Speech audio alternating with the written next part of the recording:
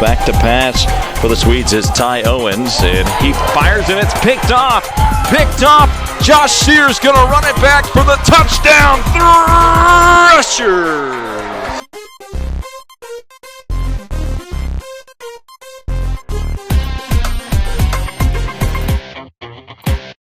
Hello and welcome to the first edition of the Thresher Football Show in 2025. I'm Dan Page, voice of the Threshers, alongside the new head football coach at Bethel College, Mr. Josh Lawson. And it is the first time you can kind of address some folks. I know you've met some people around campus and everything, and this broadcast kind of goes out to parents and everybody in the community, get you ready for the Thresher football season. So, Coach, I mean, it's probably been a whirlwind for you here to start. Yes, it very much has been. I got here on campus January 2nd, and it's been nonstop ever since. And I tell you what, it's been fun, but at the same time, it has not stopped or slowed down for 1 second, and I don't think it will for about 12 more weeks. So I've enjoyed it. I've enjoyed the people I've been around. I work with great people. I'm sitting here. I'm representing Bethel tennis today. All you tennis fans, here we go. I love everything about Bethel. I love our basketball team. I love our softball team. I love all the coaches we work with. Obviously, tennis. Gabe, he's been a great supporter. He's like a 3-time coach of the year in the conference. I'm in his office every day asking him questions. So, I love everybody I work around. Adriana, she's been a great resource. And then, so I've just been really happy being here. And so here we go. Yeah, I mean, ready or not, it is game week. The Threshers taking on the Southwestern Mound Builders at Jant Stadium this week. Here in week 1, it's a 6 o'clock kick on Saturday. Everybody in the conference kicking off at 6 this week. That gets a little different over the course of the season. Some people have lights and some people don't. So that's you learn that as you go, kind of the odds and ends when you get in this conference and everything. But before we get to that, I just kind of briefly go through some of your coaching history and things like that. I know you spent some time as a GA at Alabama, and I'm going to miss a lot of stuff, so I'm just going to summarize it a little bit. I know you've been at Stephen F. Austin, Arkansas Tech, and Calvin, but kind of filling in between the lines, that coaching experience ahead of being the head coach at Bethel. So I started out young as a student at the University of Alabama. Actually, I wanted to coach basketball. I played basketball for 2 years in junior college, and that's what I wanted to do. And I begged and begged for about 90 days. I went to the head coach at the University of Alabama and begged him to let me do anything. I'd wash the clothes, I'd clean the floor, whatever. Never worked out. And then I'm not going to tell the whole story, but basically my brother was playing golf one day, and he met one of the graduate assistants at the University of Alabama. And that young man gave him his card and said, if he wants to coach, tell him to give me a call. I called him. I ended up interviewing with the University of Alabama, and they let me volunteer. Oh, okay. And so I started out as a volunteer guy at the University of Alabama and did that for 2 years. Then I became a graduate assistant at the University of Alabama for 2 years. I worked for 3 different coaches while I was there. Great experience. I tell you, I worked with a lot of really good people while I was there. Joe Kynes was one of the people that I'll never forget for the rest of my life. That guy could coach guys as hard as I've ever seen anybody coach, and I never heard a curse word come out of his mouth. He was a believer in Christ from the day he was born, I believe. And that was something that ended up having a big impact on me. But worked there at the University of Alabama for 4 years as a student assistant and a graduate assistant, and then moved on and coached high school football in Alabama for 1 year at Walker High School, now Jasper High School. Shout out to David Reeves, the head coach, the best man in my wedding, is the head coach at Jasper High School now. And then moved on and went from there, and I coached defensive line at Idaho State University for 1 year. Came back to Alabama and coached at the University of Alabama, Birmingham, UAB, for 2 years as a restricted earnings coach. And then from there, I went to Southern Arkansas University. I was there for 8 years as the linebackers coach and then the defensive coordinator. And then went to Stephen F. Austin as the linebackers coach, and then became the defensive coordinator. I was there for 2 years. Went to Arkansas Tech for 4 years and was the defensive coordinator there. And then one of my best friends in the world, Trent Figg, got the head coach at Calvin University, and I got the opportunity to go up there with him and help him start that program. Calvin had never had football, and was there for 2 years. So in the time that I've been coaching, I've coached at 9 different schools, but also in that time, my wife and I have been married for 11 years now, and we have lived in 7 different houses. So wow. It's been a journey. It's been fun. It's all about the journey, man. Oh, yeah. Yeah, I mean, you kind of sign up for that. I mean, yeah. you tell that to somebody on the first date, right? Yeah. It's fun though, man. It's fun getting to go new places, experience new things. You know, when I first moved here to Kansas, everybody was telling me about the humidity, and I thought, y'all don't know what humidity is. I'm from Alabama, but no, they're right. We got humidity here. I'm proud of it. yeah, it's been like that the last month or so, and man, it's been sticky. But I think the last couple of days this week, it's been really nice, and probably easier to practice in and things like that. So I don't think you can complain there. No, well, I've been begging to God every day, hey, give me a little more heat. We need it. But no, it's been great. It's been great. The kids have we pushed them hard, and they've responded. So it's been really good. Yeah, camp, I mean, now that was one of the things for this program. I know some of the players were on the hiring committee, Jess Hancock, me, and Josiah Bullard. I know I got to speak with those guys, and they were looking for a coach just like you, honestly. I mean, in the candidates, they wanted some discipline back in the team. They wanted to be organized, and, I mean, it's been definitely that from what I've seen at camp. So the thing that I tell our coaches and our players, the things that I believe in organization, efficiency, and discipline. And when I say discipline, like, we try not to make it hard. Be where you're supposed to be, doing what you're supposed to be doing, when you're supposed to be doing it. And that's what we try to do. And for the most part, that's what our kids have done. Like, we've kind of set that tone with them from day one, and they've done a good job of stepping up to that. And we have a way of reminding our guys when they don't do those things, and we really haven't had a lot of problems. It's been really good. The guys that we brought in, they were told from day one the way we're going to do things, and they've responded to it well. Yeah, I was there first day of practice, and I witnessed you didn't hold anything back that first day, and I was like, well, that's reassuring. Mm-hmm. If anything, if I'm an outsider looking in, this team, this program, I mean, we're second or third in the conference in penalties the last few years, so that was one of the things that had to happen, of course. But just kind of going into camp and thing, I know there's been some familiar coaches that people would know. Cade Miller, he's been around as long as I have. I mean, he was a freshman playing here when I started here. And, I mean, he's now, second or third year coaching on the staff and everything. Terry Cook, a big guy recruiting for you guys. I mean, he's been great. And then, Chaz Wright, everybody knows him from last year. He played at Penn State and offensive line coach, and all the guys love him. Tiz, I just call him Tiz. I mean, I know his name's Andrew Tisdale, but I think Tiz just sounds cool, like a single name. He was coaching receivers last year. Now he switched over to tight ends. Mm-hmm. And then, of course, Coach Teeter, also the head flag football coach here at Bethel, and just across the nation, flag football is growing. Yeah, it's hitting locally here in Wichita. They're starting clubs at schools and everything. So, but yeah, I mean, it's just kind of cool to bring another brain to the table, things like that. But that's the people that came back to this program, and I know for you, it's probably a difficult process choosing who to bring over. Yeah, and I don't know if you want to say a little bit about that at all, but I mean, yeah, that is a tough decision to make. Yeah, so when Tim offered me the job, one of the first things I did was ask him, hey, give me the numbers to everybody on the staff. I want to interview everybody. And so that's what I did, and I interviewed everybody on the staff that was from the previous staff. And, what I took from that was, when you talk about Terry Cook, like, great recruiter, and it's in his blood. I've told Terry 1,000 times, if he would have started coaching when he was 23 years old, he'd be a millionaire right now, because he's a great recruiter. He's great with the kids. The kids love him. You know, Andrew Tisdale's a young guy. He's absolutely phenomenal with technology. That kid saves our lives every day because he's so good with technology.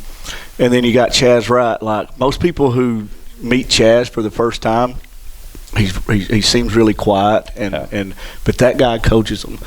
You know, he's a Penn State grad. He knows how it's supposed to be done, and so and got a cup of coffee in the NFL, right? Yeah. So that guy knows how it's supposed to be done. And then you know, Cade Miller, he played here. Cade takes a lot of pride in Bethel, you know, and Cade is a very organized. Cade reminds me of me, and that might not be a compliment, but Cade reminds me of me. He's very organized. He's very detailed in what he does, and Cade's going to be a special coach. He's going to be a great one, you know. And then you know, Coach Teeter, when I got here. Tim had asked me, he was like, hey, you know, you need to interview all these people. And he had brought up Coach Teeter, the flag football coach, and I was like, that's a little awkward or whatever. But then I talked to her on the phone and, like, got her background, and she is so good at what she does. Everything she does, everything she touches, she wants to be perfect at it. Mm-hmm. And I was so impressed with her, and this is a phone conversation, right? That, like, it's not like I'm getting to meet these people face to face. This is during Christmas break; everybody's gone, and I was so impressed with her. I immediately called Tim and I said, I need Teeter on my staff. Like, whatever we got to do to make that happen, I need her on my staff. So I think she's awesome, you know. And then Coach Darby, kind of a funny story. Like Coach Darby, Kylie McCord's husband. So Coach Darby calls me one day. I'd interviewed him, and I'd been trying to put my staff together, all this, and he calls me one day and he says, hey, are you going to let me coach football? And I'd just walked out of like 2 meetings, and I had 30 seconds before I was walking into my 3rd meeting, and I was like, man, this is a bad time. I'll give you a call back later. And it was just a bad day for me. I'd been here for 6 or 7 days, and I was just trying to figure everything out, and I ended up calling him the next morning, and I was like, hey, man, my bad. It's my fault. I was having a bad day. I would love for you to be part of what we're doing. Everything about you. He's a hard-working dude. He loves Bethel. He wants to do anything he can to make this program great. So those guys that are coming back, I'm really excited about them coming back and being part of something different, and the way that we do things is different, and I think they've all responded to it, and that's hard for coaches because they're used to doing things a certain way, and then all of a sudden you completely 180 it, and sometimes they don't respond, but every one of those coaches has responded to it, you know. And then we have some new coaches, you know. I have Demetrius Smith coming in. Coach Smith has been coaching college football for a long time. He's actually been a head coach himself. He's coached at the college level. He's coached at he's coached at the professional level. He's a guy that another great recruiter. As a matter of fact, he's in his office right now recruiting. Yeah. That guy is a great recruiter for Bethel College. But he's really good with the kids. He holds them to a standard, and that's the standard. There's no going back on it, you know. And then Coach James Eddy, our defensive line coach, you know, fortunate for me, I ended up with Coach Eddy. Because the story goes, I offered the job to 3 different people before I got to Coach Eddy, and I wouldn't tell this if I hadn't already told him this. Oh, wow. But ended up all those guys that I'd offered the job to ended up getting D2 or D1 jobs through the process. And then Coach Eddy, I called him, we talked, and I was like, why in the world would this be interesting to you? And he kind of told me his story and why he wanted to be here, and I have been very fortunate to have Coach Eddy. I mean, he does a great job with our D-line. I would say one of the strong points on our team right now is our D-line because he's done such a good job. And then Taggart Brown, so the way that he got here, and I'm rambling on right now, but that's kind of what I do. So Taggart, the way he got here is I called about 10 people, and I asked them, I said, look, this is what I have to pay. This is what I'm looking for in an offensive coordinator. Do you know anybody? Well, out of those 10 people, 3 of them all mentioned the same name. Oh. And it was Taggart Brown. And I interviewed him probably 6 times. We went through the process. And Taggart's, he's probably about 28 years old. But he doesn't act like a 28-year-old. I mean, he acts like he's prepared like a 35, 40-year-old guy. Like he's prepared to be in the position he's in. And I was really fortunate to know some people who knew Taggart. And from his time at Oklahoma State and Oklahoma Baptist prepared him for this. And I think the thing that I would say about Taggart was when I offered him the job, I said, this is what I want you to do, and this is who I want you to be, and he accepted that. And it's probably not what he had been in the past or what he was familiar with, but the guy just went out and he talked to every coach he could find about what we were trying to be, and that's what we're becoming on a day-to-day basis. That's what we're becoming. So I'm really excited about all these guys that are here. I'm hoping I didn't forget anybody as I've been talking. No, that's all I had at least. So that's them. That's the coaching staff. And they work great together.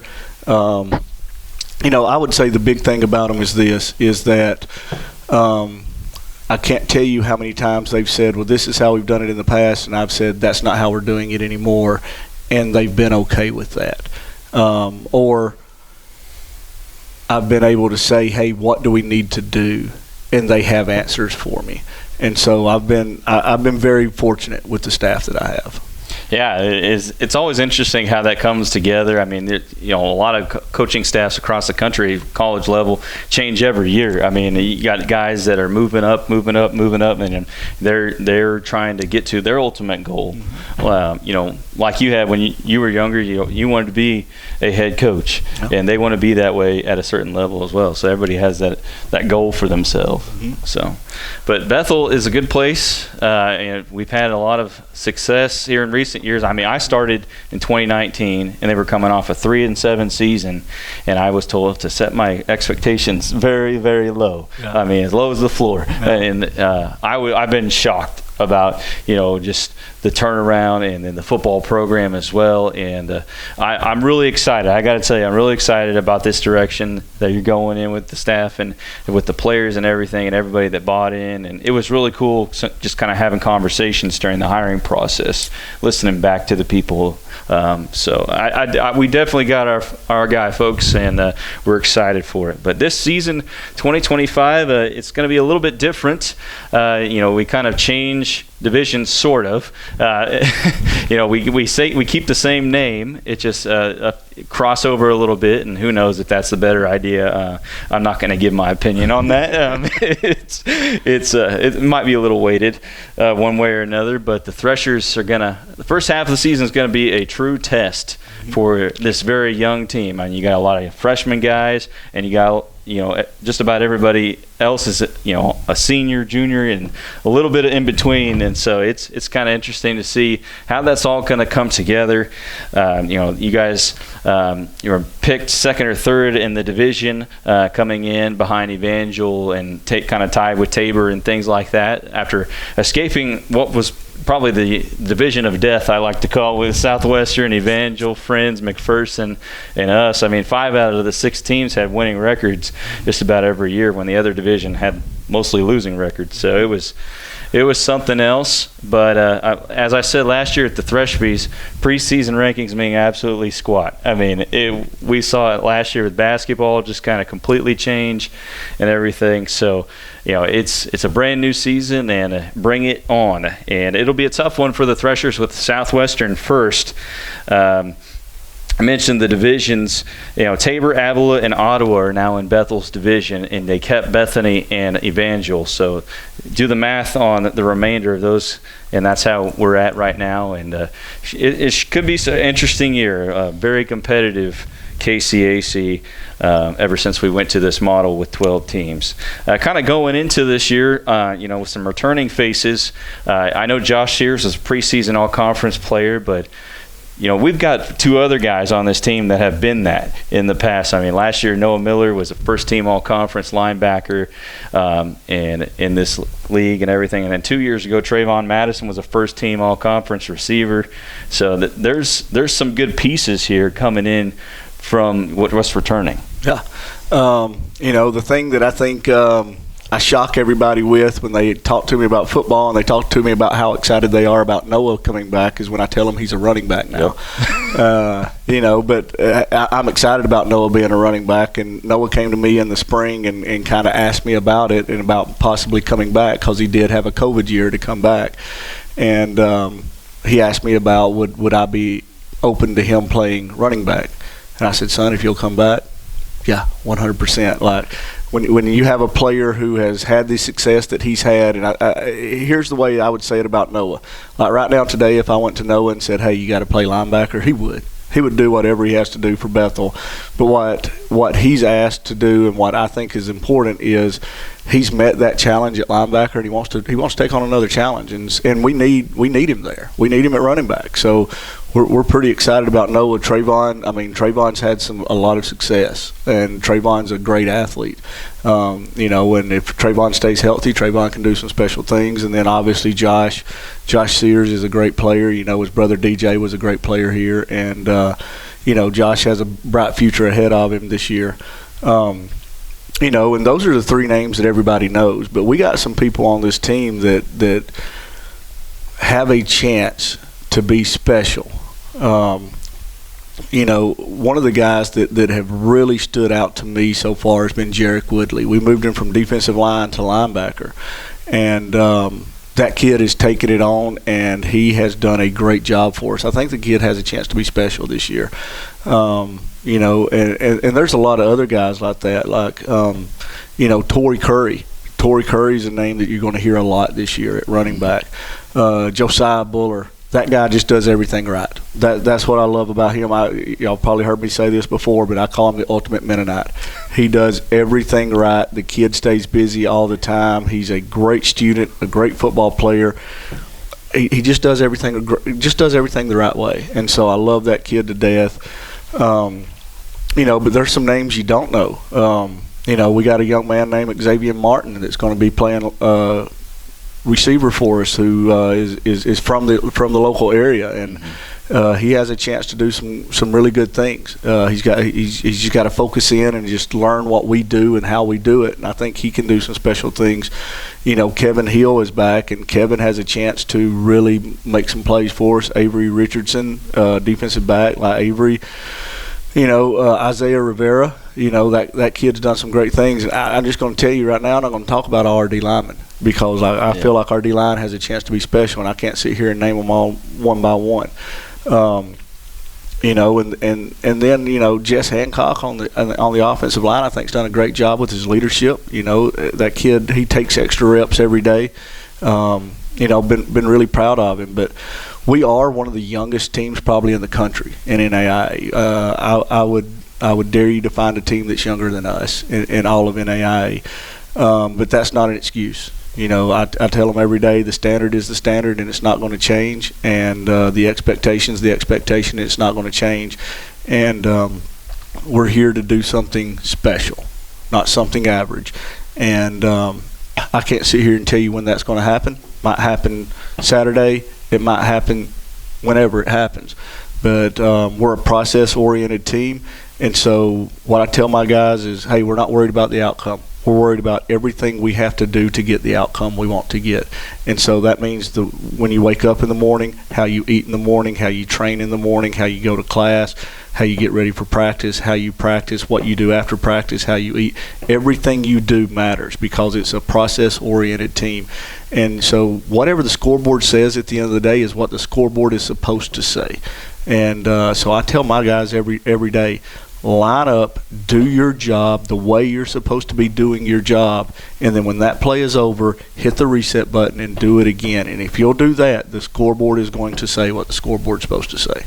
What I'm hearing a lot of tones of consistency is the biggest thing, and I know that's your ultimate goal with everything, and to get that that's been in this program recently, and it needs to become an even bigger thing. So that's what we want, absolutely, from that perspective. You mentioned one of the youngest teams in the country. Last year, I think we had the youngest coaching staff in the country. Yeah. I mean, we had one guy maybe over 30. That was it, and it was crazy. But you mentioned some of the guys coming back. I mean, there's some guys that have been really special in this team. Last year, Larry Cherry had a 3-touchdown game against Tabor, including a punt return and 2 touchdown catches. Kenyon McMillan there at the end of the year just became a threat out in the flat, catching that slot. Guys like that. Jimmy Martin as well, catching balls. You mentioned Jess. You got Thomas Cipolito on the O-line, Merrick, some of those guys, Josh Santos, and that guy, sometimes I'm like, you're going too hard, you're going to hurt yourself, son. But he laid the wood on some big quarterbacks last year. He has been special. He has speed, definitely. Those guys are really good. Gavin Patton, I think he's a guy that is looking for his breakout year as well as Lyric Wheeler. Mm-hmm. Those guys at linebacker, big special. And, I went up to Jarek Woodley last spring, and I said, you're going to be the guy now. Mm-hmm. It's no longer, watching other people do it. This is your time. Mm-hmm. And, it's great to hear. I wouldn't expect anything less from him, honestly. Yeah. Just knowing him and knowing that he's invested in Bethel College. But you also have Frank Driscoll, Frank the Tank there on the D-line, Caleb Skripsik. And Tre'vale Hamilton, last year as a freshman, he had some really good moments, and I can't wait to see more from him. I know I've named the whole defense pretty much for you, but I know you lose like probably 8 linebackers and all that bunch, but there's a lot, and defense has kind of been the mainstay of this program in recent years. And I know you're a defensive guy, but you got to feel confident about the group. Yeah, I mean, the thing I'll say about this team in general, like defensively, the thing that I think they take pride in is their physical defense. They run to the football. They take a lot of pride in trying to carry on the tradition of Bethel football and what the defense has meant here. But I think the whole team does. I'll tell you, our offensive line, they take pride in being physical. They take pride in it. Our tight ends, they take pride in it. And so that's one thing. Like, we probably practice as physical as anybody in the country, and we take pride in that. Like, we're going to be a team that we have some injuries here and there because of the way that we practice, but we practice that way because we want to have the success that leads to the next level. And so if we're a physical team, we're going to be able to handle it at the next level. But if we're not that physical team, we can't handle it at the next level. So we work hard every day on being physical, and I love this. I love the way that these guys have stepped up to that challenge. Yeah, I mean, that's definitely been evident in camp. I know it's been sometimes it's like, oh my gosh, did that guy go down again? Well, he's back next practice, kind of a thing. But it's been really cool, to see that because it's so important. I know Coach Wright always tells his guys, be violent with your hands. I mean, not just, when a play is stood up, you keep pushing, push that pile and everything. And that's what we need. That's a game changer, believe it or not, just the little things like that. But, we were talking about all these position groups and everything. And, somebody I was chit-chatting with on campus, they're like, I think receivers, their deepest position. Yeah. And I was like, well, we got to get them the ball first. Yeah. That's going to be a challenge, of course. Quarterback competition is wide open and everything. So, we'll see, what it is here lining up in the first game. I know it's changed a lot, the quarterback room has since last year. So it's going to be interesting to see how the Threshers do against Southwestern again at 6 o'clock in Winfield at Jantz Stadium this week. Should be exciting. And you guys, open up at Southwestern, and then you get a home game against McPherson. You can go back out on the road against Friends in the first 3 games. And, those will definitely be challenges. I kind of miss when we used to play non-conference games a little bit. You kind of had that at the beginning of the year to get it out of your way, and then, okay, now we figure some things out and go through it. But, in the series against Southwestern, Bethel's won 4 of the last 5. Before last season, they had won 4 in a row, and last year's 41-14 loss at home definitely didn't sit right with a lot of people, I can tell you that much. But they are a very, very good team. Bethel's won the last 2 times that they've played in Winfield, and both on big plays to end the game. It was a Mario Quintero touchdown catch from DJ Sears 2 years ago. Before that, it was a triple overtime, a halfback pass for a touchdown and an interception on the next play for Southwestern. So it was, it's been great thrillers for Threshers down in Winfield. So come on out and support the team. I know it's just an hour away here from North Newton, but definitely worth it to support Bethel College. Their coach, Brad Griffin, I know you've kind of had a chance to get to know him a little bit with conversations. He's now in his 11th season at Southwestern. He's 62-43, won 47 conference games. But everybody, they see all the success he's had there, taking the teams to the playoffs one way or another, and conference championships, things like that. But his first 5 seasons at Southwestern are about getting to 500. And, what a good guy to kind of get some knowledge from. In your conversations with him, I mean, I'm sure he could tell you everything you need to know about this conference. Yeah, I have a lot of respect for Brad. He's a great coach and a great person, and what he's done there at Southwestern is amazing. I mean, to think about the fact that for his first 5 seasons, like you said, like trying to get to 500, and now he's won close to 66% of his games at this point. He's done a tremendous job there. I have a lot of respect for him. In this conference we have some great coaches. Brad's one of them. Good friend of mine, Matt, is the head coach at Kansas Wesleyan. Terry down there at Friends. Coach Fiskus over at McPherson. I know Fiskus and Matt really well, and we have some great coaches in this conference. Nick over there at Ottawa. This conference is a murder's row.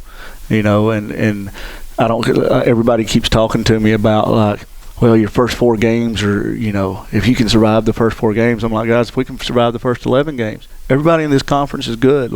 Everybody's coached well, everybody has good players, and every week we have to bring our best. And every week in this conference, anybody can beat anybody, and I'm really proud to be part of it. I think I'm around. This conference has great coaches, especially some of the head coaches in this conference I have a lot of respect for. Yeah, Brad Griffin, one of the coaches, along with Mike Gardner at Tabor, who votes for the conference in the NAIA polls, and definitely has kind of earned that position. Southwestern, kind of talking by reputation when it comes to scheme with things. Offensively, they've been really known to pass the ball well. And defensively, they've always been known for their front 7 being guys, like really good dudes to compete against. I guess we can start with them a little bit.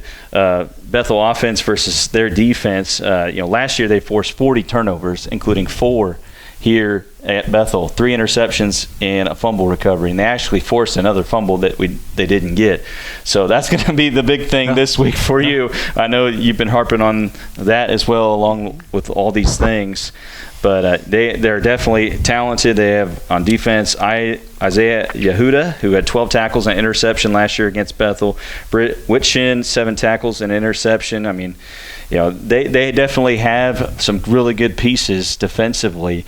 And I know you're a defensive guy and get to see them a little bit on film. But from what you've seen, I mean, it's going to be a tough team to beat there. Yeah, they do some unique things on defense. And, as I watch them, I watch them and I say, hey, man, that's some pretty good stuff that they're doing, and it's some high-level stuff that they're doing. And I think that's one thing that people don't maybe understand about the KCAC is there's some coaches in this conference who are doing some things that are next-level things. And so they really do. On defense, they do some next-level things, and on offense as well. But what I'd tell you about their defense is they play fast, they're athletic, and they're ball hawks, and that's one thing going into this game that we've really harped on is ball security. We work on it literally every single day. We have a specific drill that we work every single day on ball security, because of the fact, like you said, a team that played that had 40 turnovers in a season like that. That's a pretty great season, and so that's something that we've harped on all year. But offensively, like you said, they've been great at throwing the ball. But The other thing that they're great at is same thing offensively as defensively. They do some really unique things at times, and so you have to be prepared for it.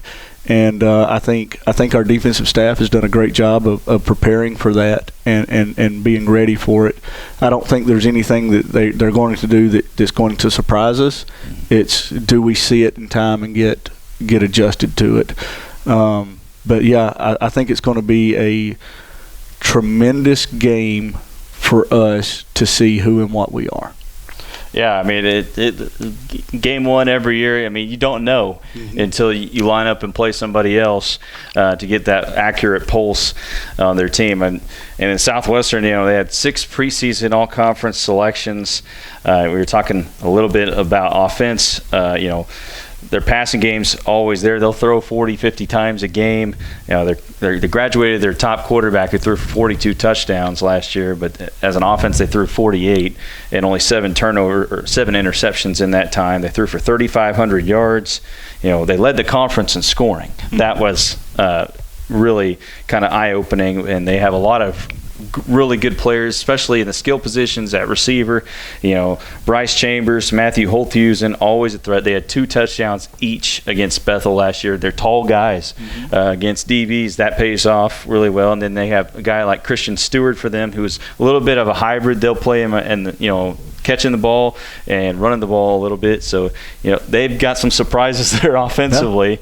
Yeah. But for them, it's always been their quarterback situation, and Bethel has thrived on getting pressure on the quarterback.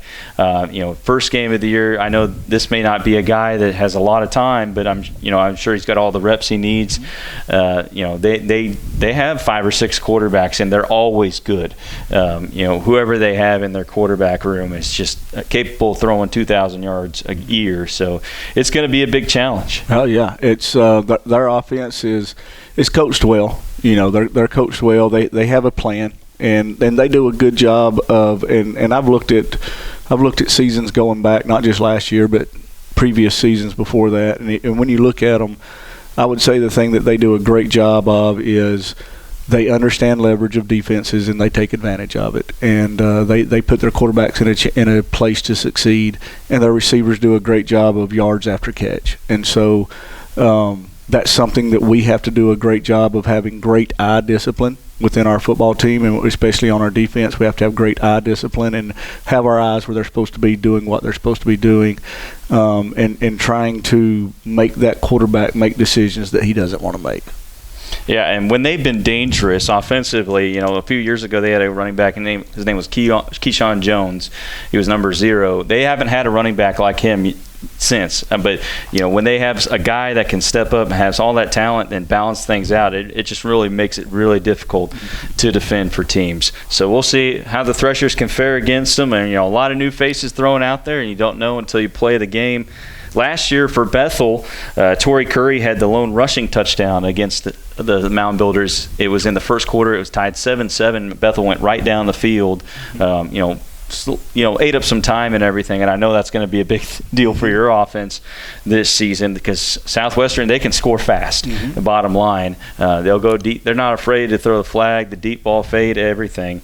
So it's going to be a big challenge. Larry Cherry also had a touchdown against the Builders last year. Josiah Buller had 6 catches for 45 yards. So they know him. I mean, who doesn't? I mean, he had a breakout year last season. So they'll be also watching the slots and things like that. So it's a lot of things that they're a little bit well versed in. But I feel like in this game, open field situations against Southwestern on offense have to be handled well to win the game. I mean, they are a threat. They make guys miss, and you have to be a very good tackling team. Yes, we work on tackling every single day. We have specific tackling drills that we work every single day, just like we do with ball security.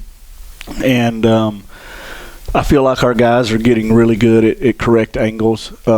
But even with that being said, they got the kind of guys that can go make plays. And so we have to do, again, it comes down to eye discipline, putting your eyes where you're supposed to have them and doing what you're supposed to do when you're supposed to do it. And if we do that, we'll give ourselves a chance. What we got to do in space is we have to see that near hip, be near hip, near foot, near shoulder, and make that play when it's time to make it.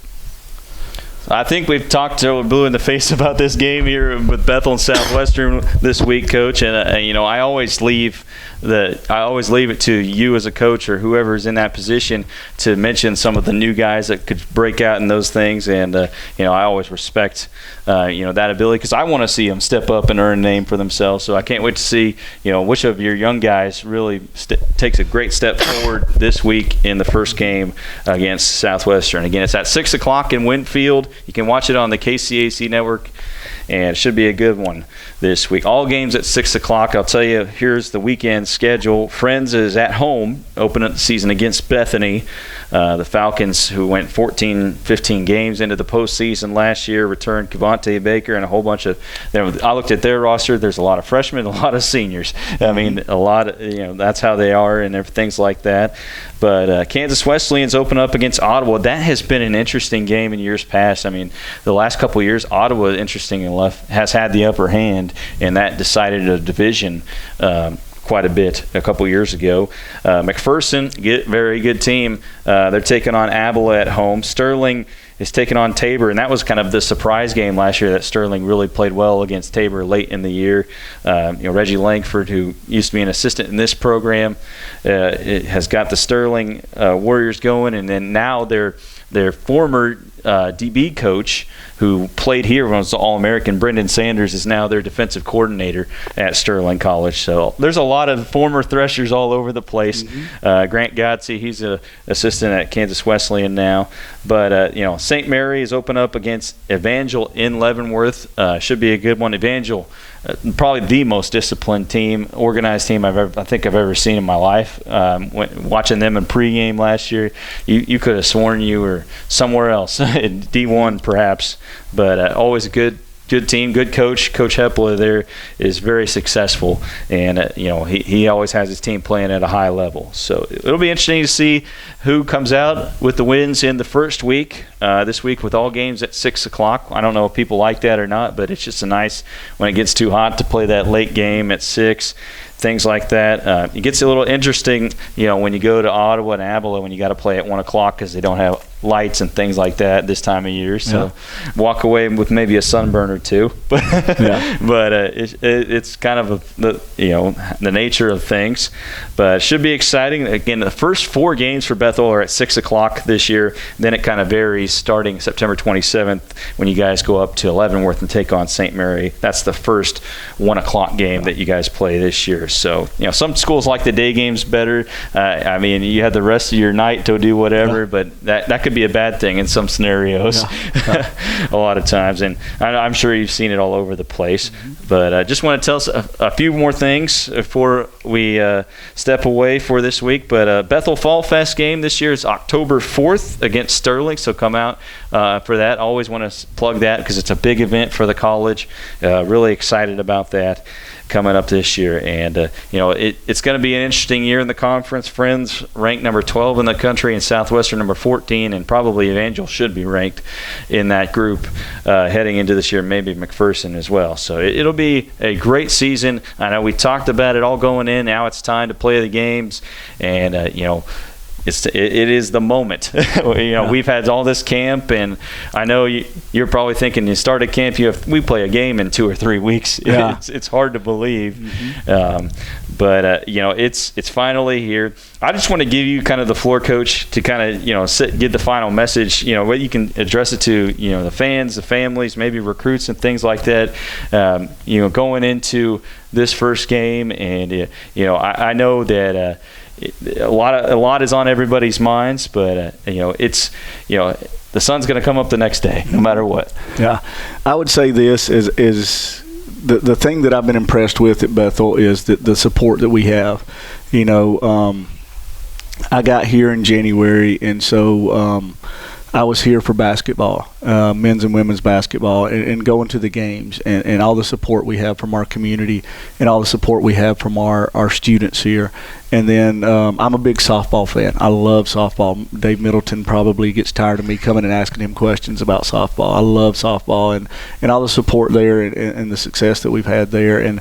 And I would say this to all the fans that are Bethel College fans and Bethel College football fans is we're building something that we want to make something here that has never been seen here before. And I don't know when that's going to happen. When you're going to see the final outcome, I don't know. It might be Saturday. It might be 3 years from now. I can't sit here and tell you this. But I know we have a bunch of kids on this campus right now who believe in it. And if we have the fan support behind us, and they will be process-oriented just like we are. Do your job. Just like we want our players to do their job, we want our fans to do their job. Our players' job is to go out there and be doing what they're supposed to be doing, when they're supposed to be doing it, how they're supposed to be doing it. It's our fans' job to cheer them on, to support them, and that's what we need from our fans. We are the team in this conference that supports our program more than anybody, and that's what we got to have week to week, because you feel that on the sidelines. You feel that in our campus. You feel that as a coach. We need our support here. We need the Bethel family. We need the brotherhood to be part of what we're trying to build here. Yeah, certainly. There's a lot of alumni here, played in the program even recently. They're still working around the area and, coaching and things like that. So, they're definitely invited as well. So I know you had some alumni, dinners and things like that in the off season. So it was very important.